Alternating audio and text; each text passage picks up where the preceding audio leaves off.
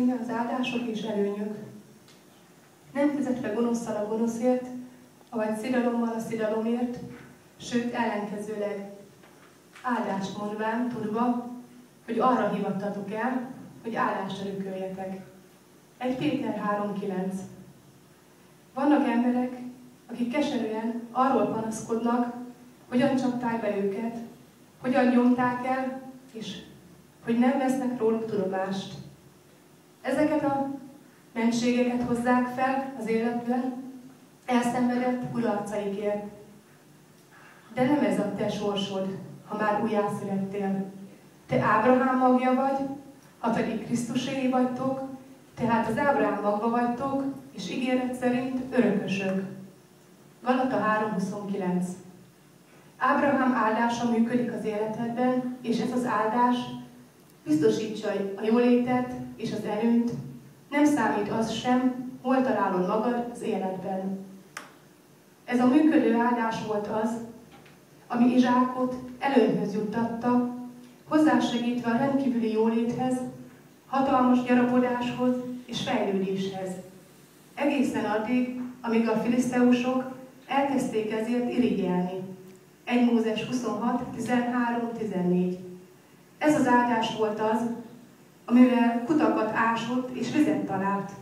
Olyan helyen, ahol mások próbálkoztak, de elbuktak. Ez az áldás olyan mértékben működött nála, hogy a szárazság idején, ahol mások nem arathattak, Izsák ugyanazon a földön vetett, és a 100-szorosát aratta le. 1 Mózes 26:12. Ha már most az áldás ennyire tudott működni az ószövetségi embereknél, és előnyhöz juttatta őket, akkor sokkal inkább igaz ez napjainkra.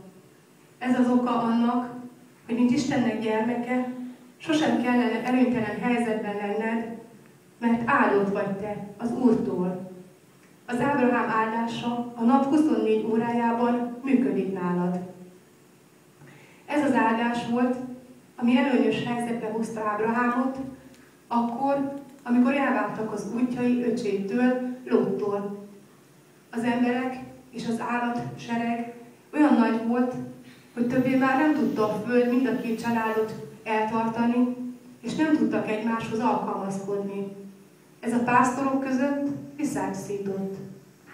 Ábrahám nem örült ennek, így azért odahívta Lótot, és megkérte, hogy válasszon olyan több földrészt, ahol legeltetni tudja anyáját, azért, hogy kiküszöböljék a pásztorok egymás közti összecsapásait.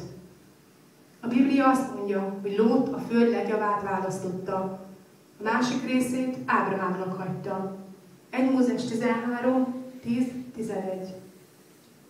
Ábrahám nem aggódott azon, hogy milyen föld jutott neki, mert tudta azt, hogy áldott ember volt.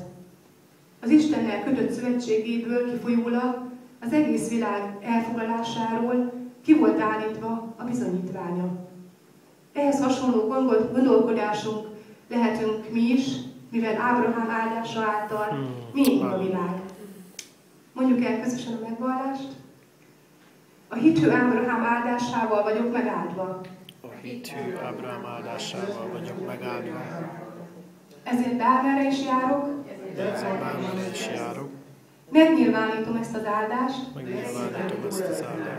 És az életemben lévő isteni áldást. Előnyös helyzetbe juttat engem. Ezért a mai napon és minden napon győzök. A Jézus nevében. Amen.